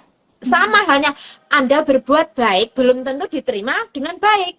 Nah, itu adalah contoh. Jadi kenapa disarankan tidak begitu. Tetap ada batasan, tetap ngomong. Nah, aku pribadi dari dulu geger ning ngarep timbang geger ning mburi. Sama aku juga prinsipnya ngono sih. Lebih kayak ning ngarep ae rame. Nah, menekankan prinsip.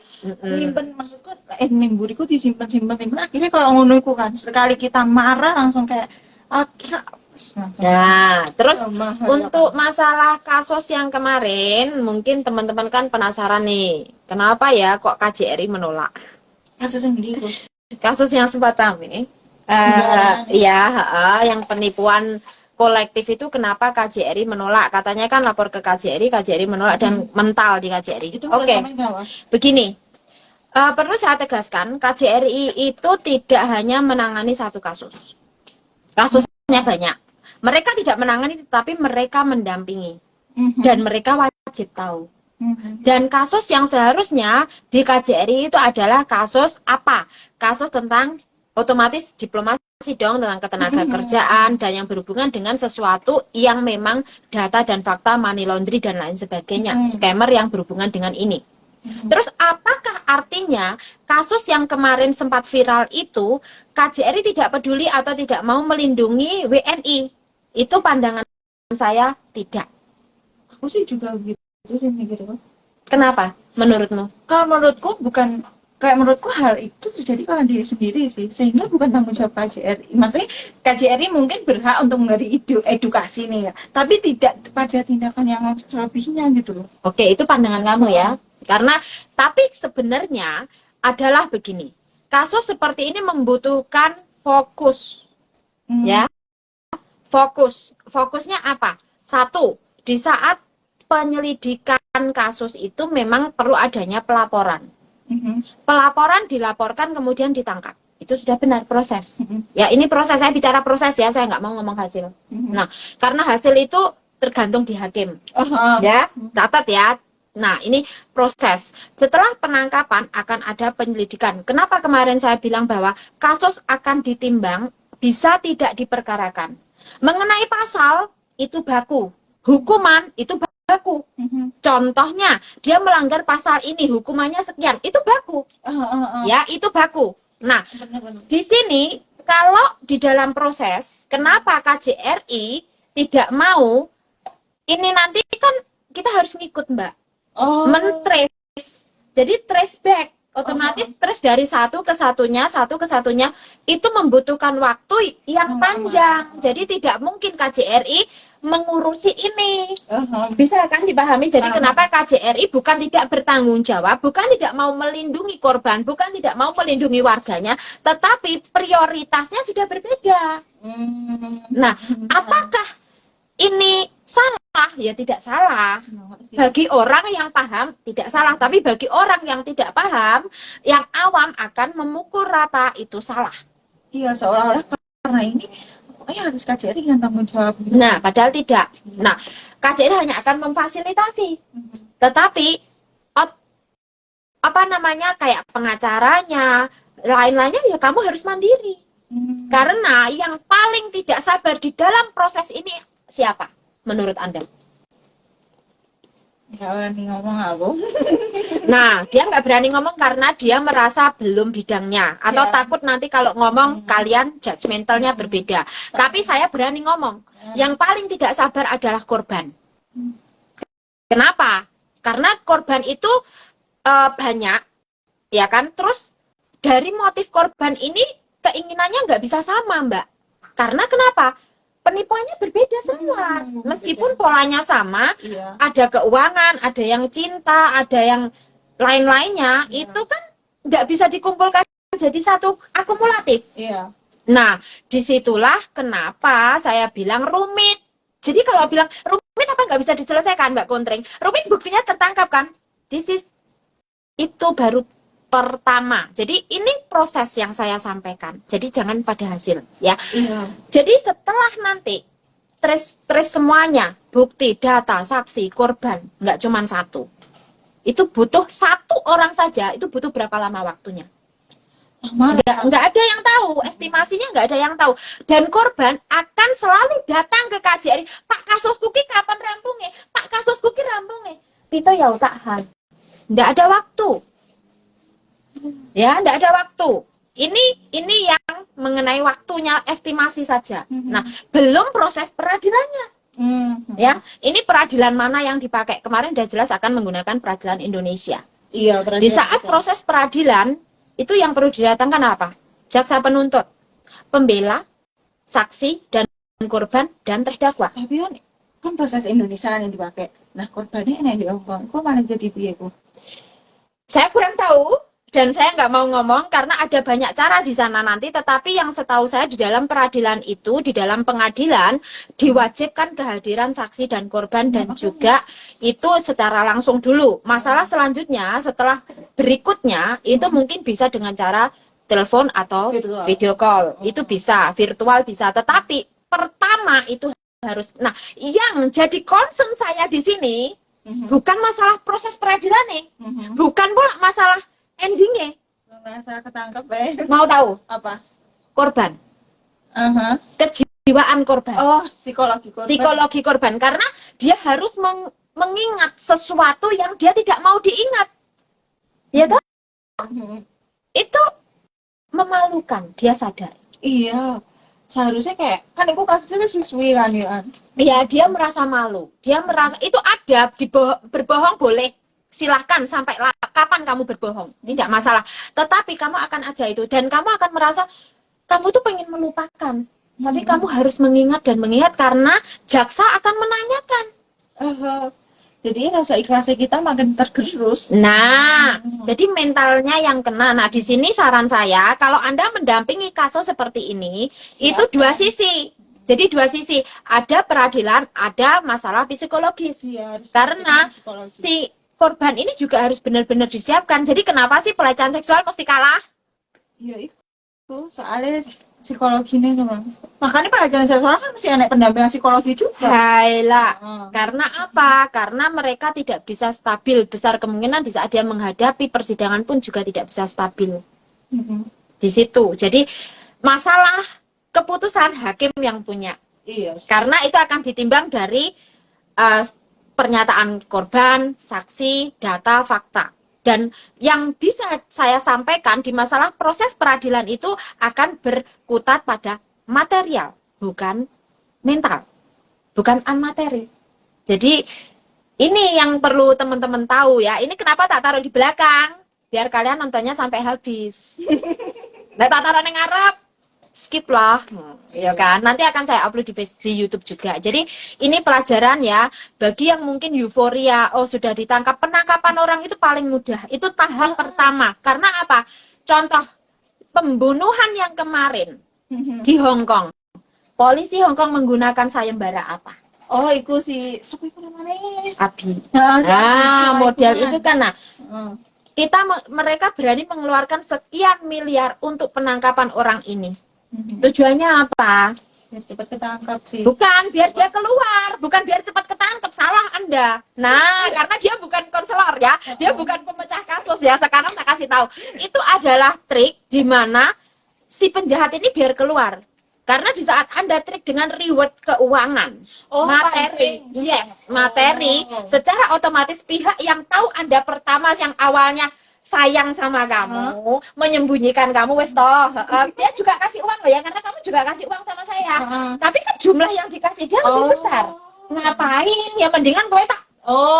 Paham. Nah, akhirnya dia akan keluar dengan sendirinya. Nah, itu Jangan simple. dimancing. Ya dong. Ini kan detektif punya. Caranya seperti itu. Jadi proses penangkapan itu adalah proses awal yang paling mudah tahapannya. Jadi nggak gumun.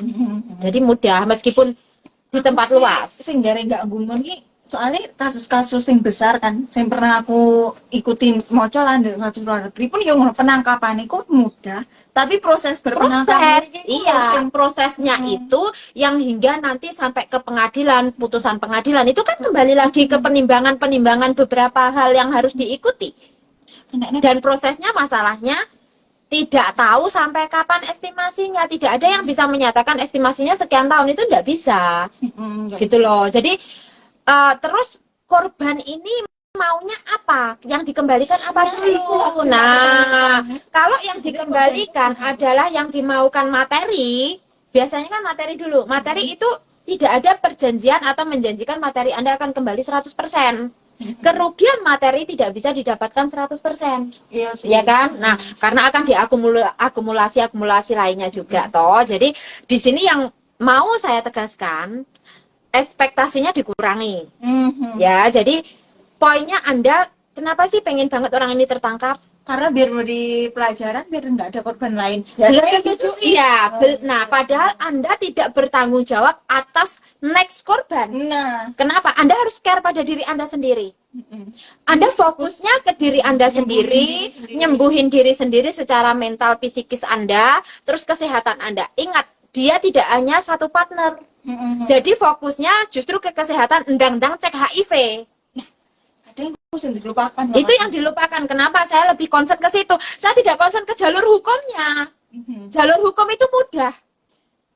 Ya, aku juga heran menurutku sih nggak ada mereka tertarik ke jalur hukum kok apa sih? Kan maksudnya kayak dipikir ya, kayak endingnya itu bakal iso ketebak ono masukku. Itu kan menurut kamu. Tapi kan tidak menurut mereka. Tidak pula menurut bagi orang yang kompeten sebagai pengacara. Kamu kan nggak jadi korban, nggak pernah ngerasain. Tidak, karena kamu bukan pengacaranya. Kalau saya, tapi mungkin benar Anda sampaikan orang lain, kamu kan tidak di posisi dia. Ya, kita nggak mau dong di posisi dia. Nah, karena kita waras. Nah, jadi yang justru kalau saya tergantung pengacaranya. Kenapa? Di pengadilan itu mau menang nih kasus, pengacaranya pinter ora memutar meja. Itu medannya itu medan pengacara, Mbak. Jadi bukan medan konselor, itu medan pengacara. Kalau konselor, kalau orang seperti ini konseling ke saya, itu tak kasih dua sisi. Mbak, Saman maunya apa? Dia pasti ngomong, aku pengen ini, aku membuktikan dia harus dipenjara, dia harus gini. Bisa, jawabanku. Tapi ada tapinya. Prosesnya begini. Kira-kira worth or not? Cek tak. Itu pasti tak tanyakan. Nah, masalahnya mereka kayak nggak dikei tanyaan ikus deh. Kok langsung, dia lapor, kamu korbannya lapor. Di sini yang harus belum pernah tak ungkap mungkin. Apa? Ya. Ini masalah ini belum pernah tak ungkap. Jadi setiap anak.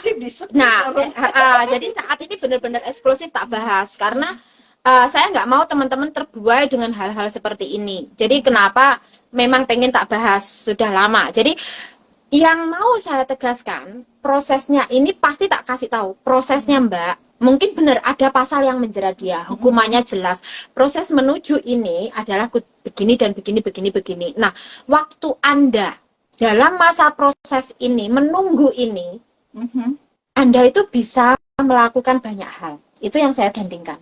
Iya sih, aku lebih setuju sih, maksudnya di awal tuh kita dikasih peringatan dulu, wawasan dulu. Tapi saya tidak melarang Anda untuk melakukan jalur hukum juga.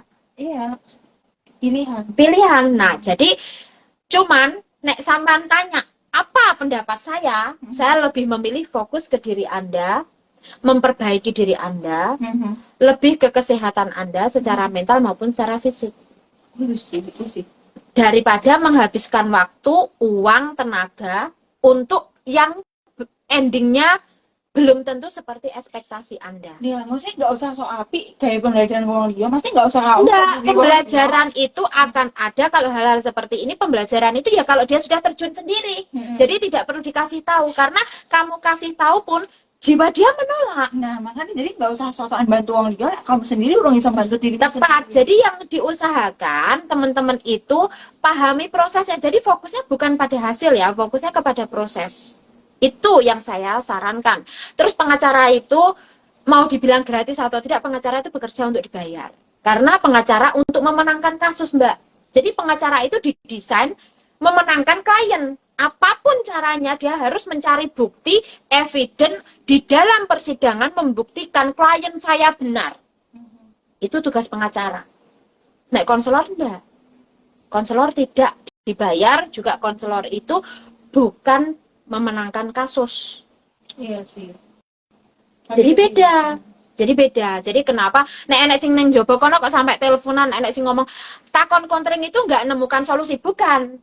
Tapi tidak sesuai keinginan dia. Seharusnya dia di sini takut. Sing tak butuhnya apa ki? Ya, karena dia belum tahu kebutuhannya. Jadi kalau kenapa nggak heran kalau mereka bilang dia itu judes, dia itu nggak tepat memberikan solusi karena memang tidak sesuai keinginan mereka. Mereka kan nggak ngerti apa sih mereka butuhkan. Jadi dan kayak megur coba-coba iya, coba jadi kalau sama saya pasti aku bilang terserah. tapi sebenarnya ya ketika kita tahu apa yang kita inginkan, Kamu akan lebih clear apa yang akan kamu lakukan, itu tujuannya. Iya, jadi ini tak eksklusif, memang tak bahas, tapi untuk mindset ya. Jadi saya tidak mengkritisi kinerja orang karena bukan tugas saya.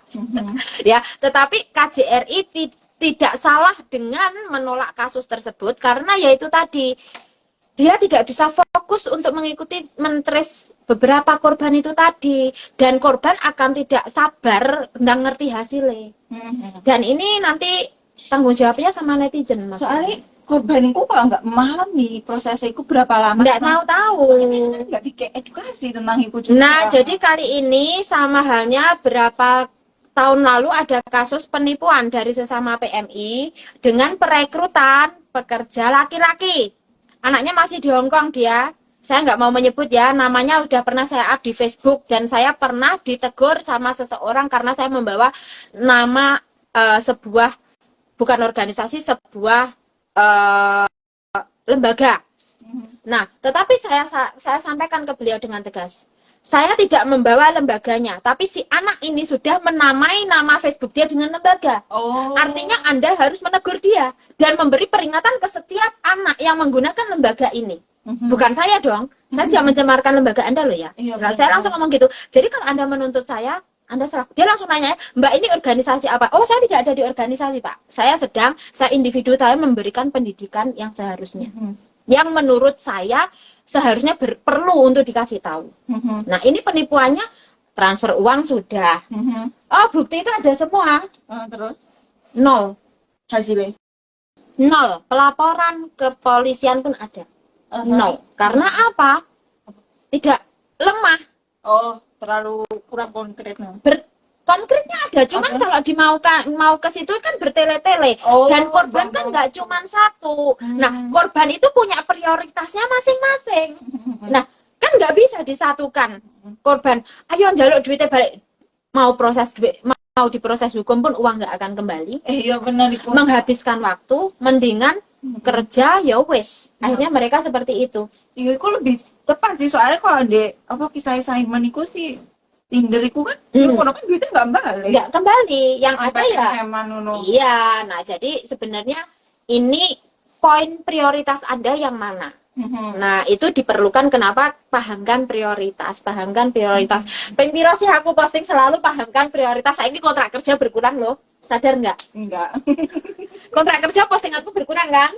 Nah jadi karena memang lebih memahamkan ke prioritas. Teman-teman harus tahu prioritasnya yang mana. Jadi kalau Anda di saat sudah mengarah ya hubungan awalnya kan gini mesti nih, nggak apa-apa lah koncan sih, nggak apa-apa, beri ruang dulu sebentar, tapi kasih topik. Jadi usahakan jangan dia yang kasih topik, tapi kamu juga kasih topik. Nah, topiknya apa? Nanti pandangan dia kemana itu kamu sudah bisa mengidentifikasi.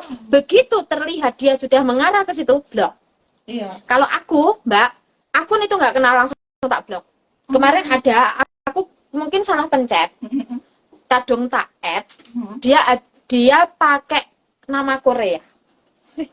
Fotonya juga artis Korea, rek. Oh, iya. Lah, curiga aku apa? Bahasa Inggrisnya kok beda. Terus langsung mak itu langsung di inbox. Apa kamu kenal dia? In person. Hati-hati. Jadi sebenarnya Facebook itu sekarang sudah jelas ini scammer atau bukan, itu sudah ada penjelasan. Biasanya kita orang ini sendiri yang Iya, kitanya penasaran. Nah, makanya kan boleh penasaran, tapi ingat harus ada rambu-rambunya. Kapan kamu stop? bisa dikenal cowok-cowok pun ya aja langsung kayak maksudku ki. Terus ini penipuan yang kemarin itu kan masalah antara Indonesia dengan warga negara Indonesia ya. Tahun 2018-an kalau nggak salah, dia warga Korea di Hong Kong. Iku warga Korea tinggal di Hong Kong nah. Anak Indonesia yang hamil udah berapa? Wah. Ini aku ngerti loh ya. jadi aku ngerti kasus-kasus seperti itu, makanya kalau ngerti kayak gitu saya cuman diam mengamati. Aku sih ya kasus iku ya, kayak TKW ku nggak pernah ngerti. Maksudnya ngerti ku Kan kamu tahunya baru sekarang. Jadi sebelum itu saya sudah tahu, udah ada. Korbannya ada di Hong Kong, orangnya ada di Hong Kong juga. terus endingnya. Endingnya ya nggak bisa apa-apa. Akhirnya kayak gitu. Iya, jadi yang hamil itu tadi ya wes harus berjuang untuk anaknya sendiri, menjalani kehidupannya. Sementara si laki-laki tadi akhirnya menikah dengan orang lain. Nah, dan korbannya nggak cuma satu, banyak waktu itu. Ngakunya dia belum menikah, ngakunya dia begini, sama motifnya. Dan uangnya pun juga kena anak-anak. Dan korbannya nggak cuma anak Indonesia, orang Hong Kong juga ada. Dan jangan salah loh, dia mahasiswa. Oh iya. Jadi hati-hati dengan profil. Meskipun profilnya dia mahasiswa, mungkin orang berpendidikan. Kenapa sih kita perlu mengenal trauma? Kan dia ketoknya orang berpendidikan, punya dedikasi, tapi belum tentu dalam dirinya itu dia punya itu. Nah, jadi kenapa saya sering menyatakan jangan tertipu. Iya. Jangan termanipulasi. Aja gampang menilai loh, sehingga ki gampang kita menilai, oh kayak kalau ngene kalau jadi kita itu perlu waktu mengobservasi, analisa. Nah, menganalisa. Nah, karena aku sering menganalisa. Aku lebih menganalisa. Jadi kenapa make move itu susah banget. Aku ya seneng analisa wong kok. Ya, menganalisa diri sendiri juga, lebih menganalisa diri sendiri. Ya, sudah menganalisa diri sendiri baru. Tapi di sini peristiwa-peristiwa itu karena kita sering menganalisa, akhirnya kita menemui hal-hal seperti ini. Jadi kita bisa berpikir berbeda. Sebenarnya memang kita duwe kebiasaan yang analisa aku bagus loh. Ada bagusnya, ada tidaknya, Mbak. Iya sih. Ya, bagusnya mungkin kita aware-nya lebih tinggi, nggak bagusnya stresnya lebih banyak. Nah, kalau teman-teman nggak bisa memanage stres, bisa depresi, bisa gila. Jadi kenapa? Know your limits. Itu adalah yang tepat kan? Know your limits. Jadi tahu kemampuan diri itu lebih baik. Jadi kenapa sharing-sharing itu kadang kita membutuhkan orang banyak juga, tapi kadang kita juga memberi ruang untuk diri sendiri. Jadi itu penting banget. Nah, terus ada nggak pesan buat teman-teman ya? Aku sih pesennya nggak sih, kok harus tingkatnya kafe deh. Malah aku ya sebenarnya narasumber gimana? Aku sih belajar kan. Oh dia. Kan aku belajar. Oh iya, dia katanya mau belajar ya. Jadi di sini nggak apa-apa. Sebenarnya lain kali mungkin saya akan menghadirkan narasumber lain yang mau bersharing, tapi dia sharingnya tentang pengalaman dia, support system yang dia punya. Nah, itu bisa dijadikan contoh. Nggak pengalaman. Kalau support systemnya orang lain yang dicontohkan, itu jatuhnya nanti akan salah kaprah. Iya, soalnya belum ngalami. Ya, jadi support system dia yang kuat dan pemikiran orang tua yang juga paham bahwa kita itu mempunyai kehidupan masing-masing, setiap dari kita mempunyai hak. Jadi sama, orang tua memang anak itu tetap akan menjadi anak, tetapi kehidupan anak bukan hak orang tua. Nah, jadi ini mungkin bagi Pak Sutri atau bagi ibu-ibu yang berada di sini ya, tapi tetap Anda itu tetap you are great ya. Jadi Anda tetap menjadi ibu yang sangat. Kalau misal opini kita nggak ada yang sama dengan kalian, ya kalian tulisan tidak opini masalah. sendiri, kalau mana sih, Tidak ada masalah. Jadi kita berbeda, tidak ada masalah. Saya tidak meminta Anda harus sama dengan saya, tetapi paling tidak apa perbedaan itu kita bisa menjadikan satu pertimbangan. Ya, jadi nah mungkin lain kali Mbak Viva kalau ada topik lagi boleh ya di-share ya. Oke. Berupa tulisan juga boleh. Jadi di sini kayaknya Mbak Nur Indah Brebes juga sedang belajar masalah hipnoterapi, tentang hal-hal seperti ini, trauma-trauma ini. Teman-teman sarankan kalau memang punya pengalaman seperti ini, sharing aja. Sharing aja, sering aja post-post seperti Karena ini. ya pengen sharing nggak usah takut lah. Iya, nggak usah takut. Jadi jangan takut dengan apa orang lain menilai kalian, tapi lebih takutlah kalau Anda hilang kontrol karena dikontrol oleh publik. Ya, sekali lagi tidak ada yang berhak mengontrol Anda selain Anda sendiri. Ya, oke. Nanti sampai jumpa lagi videonya. Insya Allah nanti akan saya upload di YouTube. Kalau bisa tak download, soalnya panjang banget kan. Oke. Nah, oke ya, sampai di sini, sampai jumpa di lain sesi. Bye bye.